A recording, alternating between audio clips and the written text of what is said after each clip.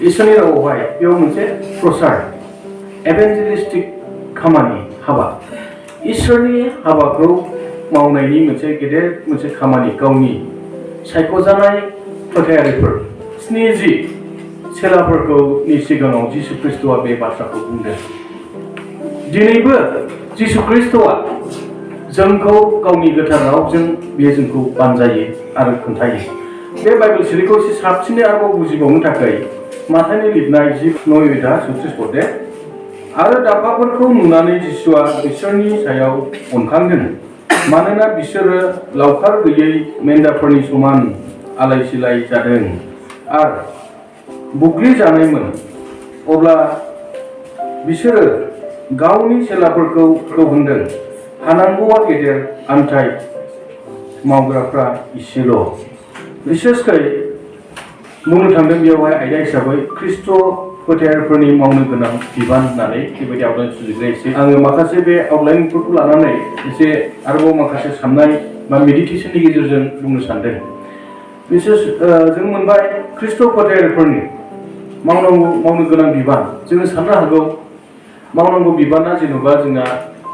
मण्डलियाव गिर्जा न' लुनाय बेबो मोनसे, मण्डलियाव थानाय फोथायारिफोरजों गावजों गाव सहाय खालामलायनाय बेबो मोनसे, आरोबाव लोमजानाय साजानायफ्राव एसे थांनानै आर'ज खालामलायनाय बेबो मोनसे, न'खर गिर्जा खालामनाय बा गिर्जा हाबनाय, हाबा हुखायाव, जोनोमनि समाव, थैनायनि समाव। मण्डलि बा फोथायारिफोरनि मोनसे फेल'शिप होननाय बुस्थुआ गिर्जा हाबनायजों जोबमा, जोंहा गोबां दं। आङो बेखौनो बुंनो सानो दिनै इम्परटेन्स अफ फेल'शिप। जेब्ला मण्डलि फोथायारिफोरनि मोनसे फेल'शिप बा लोगो लालायनाया मा बिलाइ जों बेखौ गाहामै बुजिनांगौ। सानसेखालि आं जेब्ला इम्फालाव थांदोंमोन मोनसे सेमिनाराव, बेयाव सासे पास्टरा बेबायदि जोंनो टेस्टिमनि होदों। मोनसे बिसयाव बेबायदिनो टेररिस्ट ग्रुपनि मानसिफोरखौ बादा होदोंनो बिदि दा खालामसैलै ससाइटिफ्राव माबायाव बिराद दावराव दावसि जायो ना, हयथ' सिजफायाराव माबा मोनसेयाव थानाय मानसिफोर आरोखि। जेब्ला बिदि बुंबाय फालकआ मोजां एडभाइस होदों, गाहामखौ बुंदों ससाइटियाव गाहामनि थाखाय, होमब्ला बे आन्डारग्राउन्ड बेकग्राउन्डनि जाय मानसिया बिराद रागा जोंनानै पास्टरखौ रायदों जाहैदों आरोखि। होमब्ला फालकआ बुंदोंनो नों सोर? नोंखौ उन्दै समाव आं बामनानै इसोरनो गथायदों। नों दिनै सासे पास्टरखौ गिर्जानि दैदेनगिरिफोरखौ एसेबां बाथ्रा बुंनानै आघात होनो थाखाय नों सोर? दा बेबायदिनो जों सानना नायनि, जेब्ला आं उन्दैमोन जोंनि मण्डलिया बहाय गथायदों? इसोरनो गथायदों। एक नाम्बार हाबा हुखा जादों, मण्डलिया नोंखौ ग्रोम ग्रोम थांनानै मावै दाङै सहाय होदों। न'खराव मानसि थैदों, बै गोजानाव थानाय मानसिफ्रा फैनानै फेनेरेल सार्भिस खालामनानै दुखुनि समाव इसेबां सहाय खालामनो हायाखै। नाथाय मण्डलि Phalak deacon board must important, बिराद इम्परटेन्ट। मानसिफ्रा 1000 लोगोफोर थानो हागौ फेसबुकआव, राइट? हाजार थानो हागौ फेसबुकआव, सासेबो फैनाय नङा हस्पिटालावहाय। सोरबा सासे फैफिननो हागौ माबा क्ल'ज फ्रेन्डफ्रा। नाथाय मेसेन्जार फेसबुक गुबुनाव जों साननो हागौ आं इन्डिपेन्डेन्ट, आङो रावखौबो नाङा ससाइटिनि मानसिखौ, गामिनि मण्डलिखौ नाफाथा आं रोंबायनाबो साननो हागौ। नाथाय जेब्ला बिपदा जागोन बै समाव नोंथांनि मण्डलि लकेल चार्च, नोंथांजों आत्मिक बिसयाव थानाय फेल'शिप होग्रा सहाय खालामग्राफ्रा बिमा बिफा, न'खरनि जाथि बाहागि, ओमफ्राय मण्डलि बिराद इम्परटेन्ट जोङो होनांगोन। समाव ओरैबो जायो, सोरबा न'खरनि मानसिखौबो सैया न'खरनि मानसि बिराद रागा, नाथाय गुबुनफोरजों एकदम मिनि बाला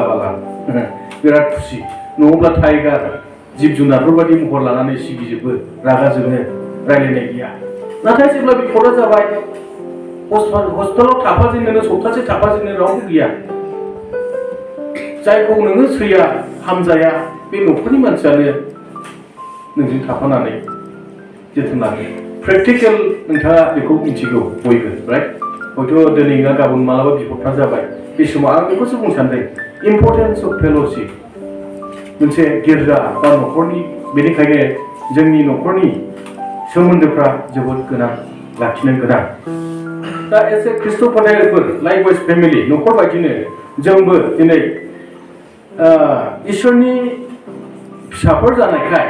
मण्डलिनि सोद्रोमाफोर जानायखाय जोंहा माखासे मावथारनांगौ बिबानफोर जोंहा दङ जेरै मण्डलियावबो जोंहा बिबान थाबाय आरोबाव बेजों लोगोसे माखासे प्रसार खबरथा इसोरनि बाथ्रा गाहाम रादाबखौ फोसावनायनि मोनसे जोंनि थाखाय गेदेर बिबान जाय बिबानखौ लानानै जिसु ख्रिस्ट'आ बुंदों मोनसे स्ट्रेटेजि थांखि मोनसे प्रि प्लान खालामनानै 70 जन जाय फोथायारिफोरखौ लानानै जिसु ख्रिस्ट'आ बाथ्रा बुंदों बेयो मोजां बाथ्रा बे बाथ्रा बेनो जायनाखि जिसु ख्रिस्ट'खौ फोथायग्रा जायनाखि जिसु ख्रिस्ट'नि बुंनाय बाथ्राखौ मानिग्रा जिसु ख्रिस्ट'खौ दाव खालामग्रा आरो बेखौ मिथिग्रा इसोरनि बाथ्राखौ मिथिग्रा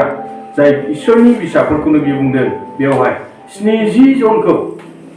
सानै बेबायदि बाहागो खालामनानै बियो दैथायनानै हयथ' पस्टिं खालामदों जोंनि कन्टेक्सआवहाय आङो बे सारियालि ओनसोलावहाय सासे एरिया पास्टर दोननो थाखाय खुब गोसो जादों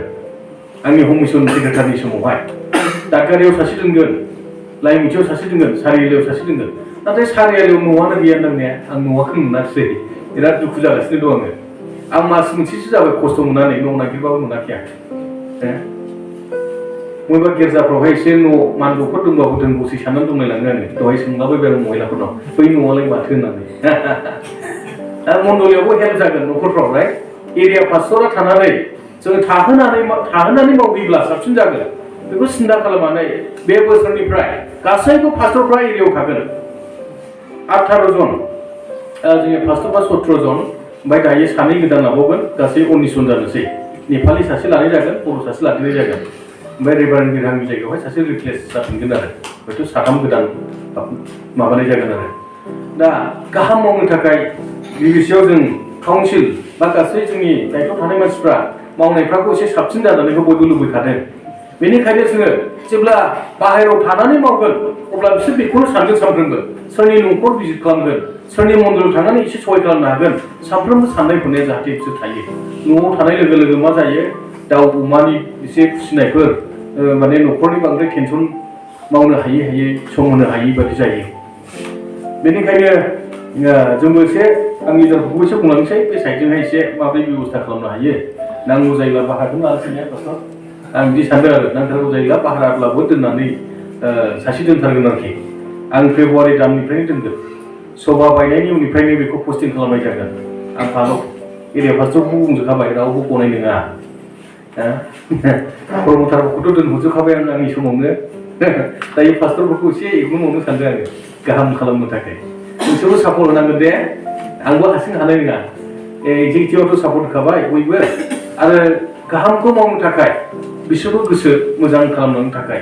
बिथांमोना मावनो थाखाय ओंखारबाय जिसु ख्रिस्ट'आ गावनि आर्थलि मिनिस्ट्रि समावहाय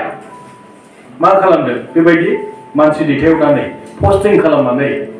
प्रसार हाबाया अल वर्ल्ड स्प्रेड जालांदों दाबसे जायगानि दाबसे मोनसेनि उनाव मोनसे बा लुखांनायनि थाखाय बेबायदि उपजुक्त मानसिफोरखौ दोननानै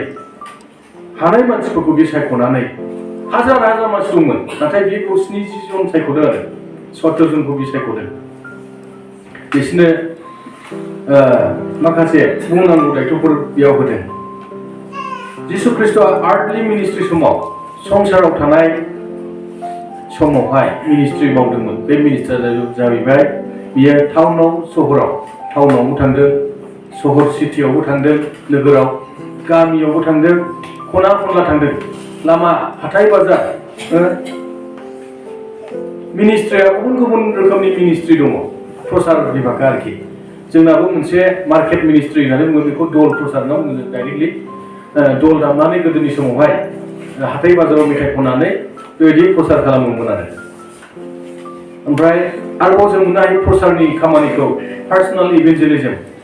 सासेजों सासे कनभारसेसन सासेया सासेखौ थांनानै बुंहैनाय बिदि टाइपनि मिनिस्ट्रि जों मोननो हायो आरबान मिनिस्ट्रिनो टाउनाव मावनाय मिनिस्ट्रिफोर ससियेल मिडियानि गेजेरजों मावनाय बा गुबुन दिनै गोजौ थाखोआव थानाय मानसिफ्रा गोजौ थाखोनि मानसिफोरखौ बुंनाय खोन्थानाय बेबायदि आरोखि जेनेबा नोंनि लोगोफोरखौ नोंनो खोन्थानाय फरायसाफोरखौ खोन्थानांगौ साख्रि मावग्राफ्रा गावनि साख्रि मावग्रा लोगोखौ खोन्थानांगौ बेफार फालांगि खालामग्राफ्रा बेफार फालांगि खालामग्रा लोगोफोरजों खोन्थालायनांगौ फरायसाफ्रा जेनेबा कलेजाव फरायग्राफ्रा खोन्थानांगोन बेबायदि मोनसे सम सफैबाय कालचारखौ रिसपेक्ट सन्मान होनानै इसोरनि बाथ्राफोरखौ फोसावनांगौनि मोनसे समा सफैबाय in the context of culture गोबां समाव बेबायदिनो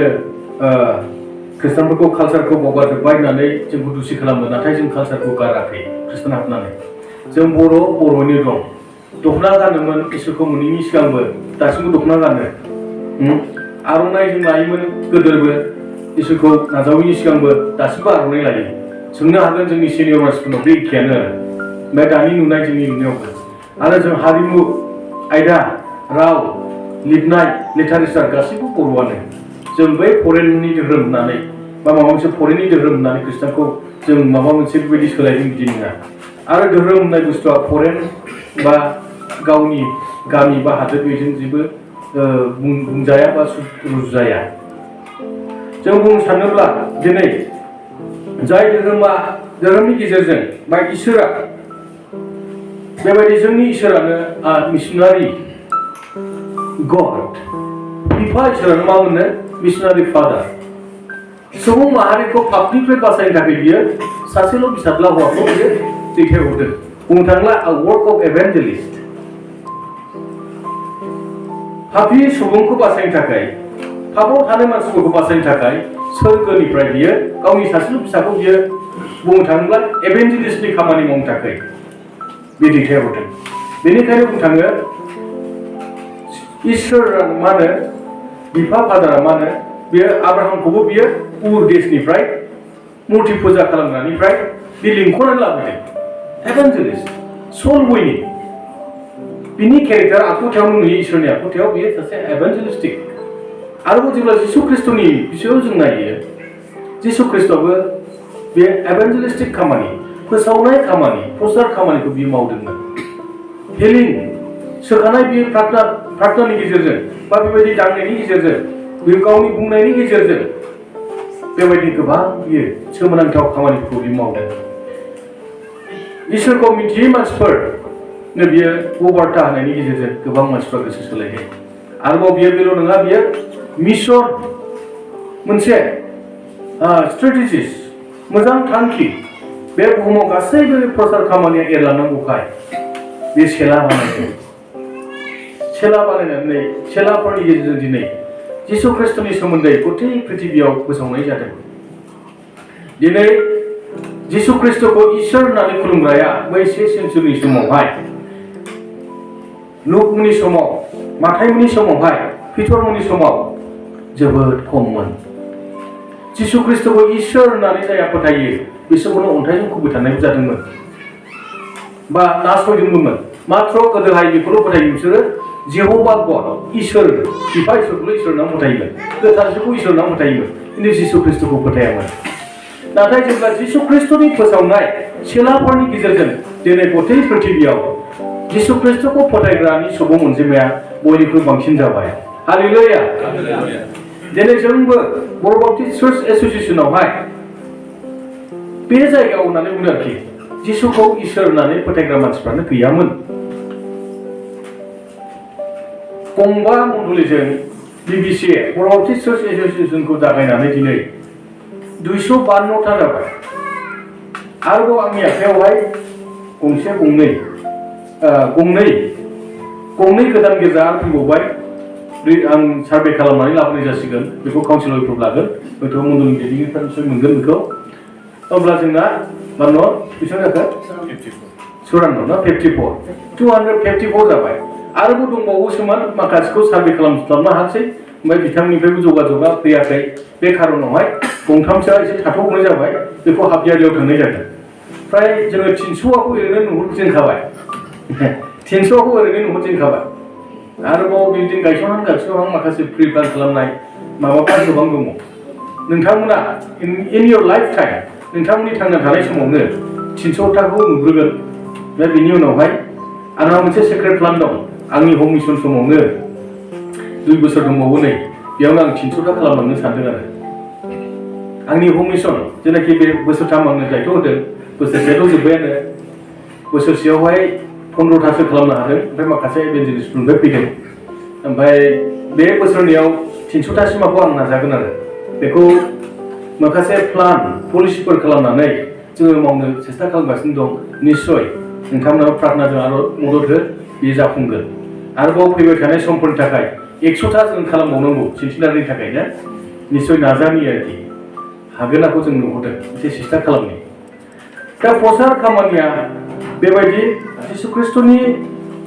फोरोंनायजों बाथ्राफोरखौ लानानै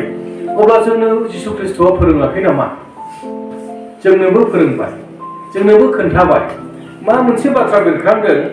बुथुमनांगौआ गोबांथार नांगोन आबादजों रुजुदों बेवहाय बिसेसकै आं बुंनो सानदों बुथुमनांगौ आबादा गोबां बुहुमनि गासै मानसि माहारियानो जाहैबाय बेखौ आबादजों तुलना खालामदों मेटाफरिकेलिनो माखासे फिदिंनाय बाथ्रा होननानै बुंदों मेटाफरिकेल सेन्सआवहाय मानसिखौ आबादजों तुलना खालामदों आरोबाव मानसिखौनो बुंदों आबाद बुथुमग्रा होननानै बुंदों आरो इसोरनि फिसाफोरखौहाय आबाद बुथुमग्रा मानिपुरि सासे मानसिया आं बिथांमोननि कनफारेन्सआव थांदोंमोन कुकी बाप्टिस्ट कनभेन्सनावहाय बेवहाय सासे एभेन्जेलिस्टनि मोनसे प्रग्रामाव ओरैबायदि स्ट्रं बाथ्रा बुंदों आं बे बाथ्राखौ दिनैसिमबो गोसोआव दं if U are not the एभेन्जेलिस्ट नोङो जुदि एभेन्जेलिस्ट नङाब्ला जुदि नोङो इसोरनि बाथ्रा फोसावग्रा नङाब्ला नोंगोरखि देन इउ आर द मिशन फिल्ड नंगोरखि अब्ला नोंनो मानो नोंसो मिशन फिल्ड लानांगोरखि ओरैबायदि बाथ्राया हा जुदि जोङो मा होनो इसोरनि बाथ्रा फोसावग्रा नङाब्ला मा होनो अब्ला नोंनो सासे मिशन फिल्डआ नोंनावनो थांग्रोनांगौ आरोखि नोंखौनो बुजायग्रोनांगौ होननानै बुंदों आरोखि जों साननानै नायदो अब्ला जुदि जोङो फंसेबो इसोरनि बाथ्राखौनो बुंथाराब्लालाय ना जोङो मिशन फिल्डसो जाबाय दानिया मिशन फिल्डआथ' बै इसोरखौ मोननै मानसिफ्रासो आसलथे जों इसोरखौ मोननाय मानसिया दायो मिशन फिल्ड नङा खिन्थु बाथ्रा जाहैबाय बुंथारिखाय बे सानबाय हयथ' इसोरखौनो मोनाखै होनदां बिनि बुंनाय बायदि आरोखि इसोरखौ नाजावनाया थिग जायाखै हयथ' बिनिया माखासेखौ बुजियाखै बेनिखायनो बिनि फिल्ड जोंनि थाखाय बेनावनो जों थांनो नांगौ बेखौनो रायज्लायनो नांगौ होननानै गोदोनि समाव बिसोरो मा जादों इसोरनि बाथ्राखौ फोसावनायनि गेजेरजों बांबोनायखौ जों नुनो हादों बिबिसिया ओरैबायदि बांबोदोंनो जेब्ला रिभाइभेल जादों नागालेण्डनिफ्राय रिभाइभेल खुंफैदों 1978-79 मोन 78-79 बेबायदि समावहाय रिभाइभेल फैनानै मानसिफ्रा मा रायज्लायदोंनो गासैबो दखानाव साहा लोंनायाव हाथाय बाजाराव खबरथा प्रसारनि सोमोन्दै खोन्थायै रायज्लायोमोन दिनै रायज्लायनाया दस्रासै साहा दखानावहाय बांसिन थिर खेलासो गावसै साहा दखानावबो जारला जासै आरोखि आं सानो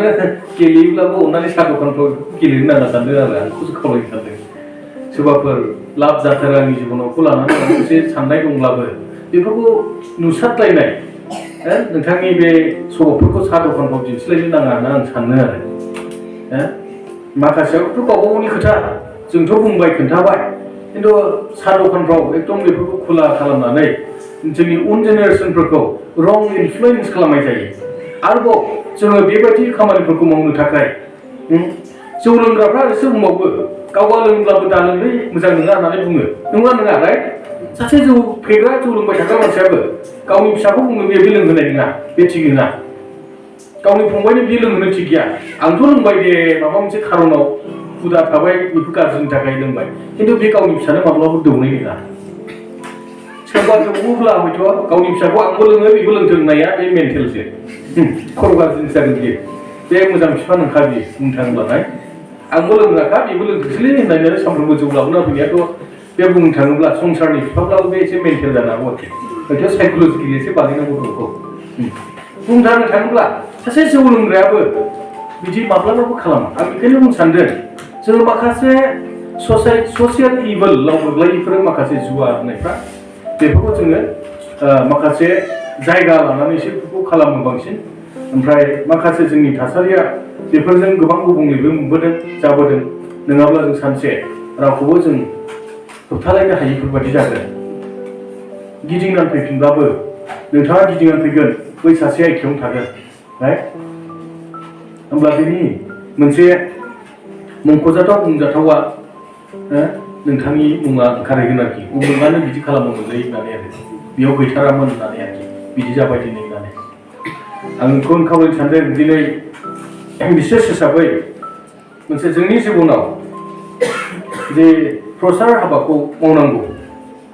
बे जाहैबाय जोंनो दायथ' होबाय इसोरा जाय जिसुनि जे सेलाफ्रा फलोवार्स गासैबो फलोवार्सआनो दिनै जिसुनि सेला